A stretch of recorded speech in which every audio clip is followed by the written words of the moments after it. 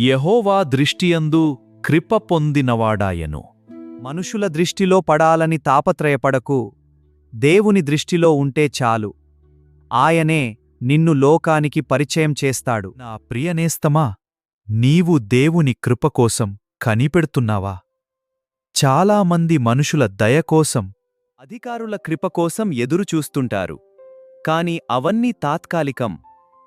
నోవహు వలె నీవు దేవునితో నమ్మకంగా నడిస్తే ఆయన కృప నీమీద, నీ కుటుంబం మీద నిలిచి ఉంటుంది.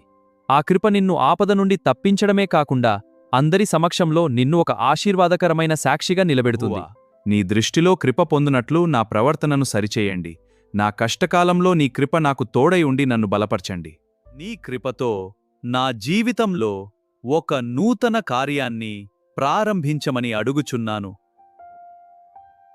ఈ ఉదయకాలపు దేవుని వాగ్దానం చూస్తున్న మీ అందరికీ నా ప్రత్యేక వందనాలు. వీడియోస్ మీకు నచ్చినట్లయితే షేర్ చేసి, లైక్ చేసి, కామెంట్ రూపంలో మీ అభిప్రాయాలు తెలియపరచమని కోరుతున్నాను.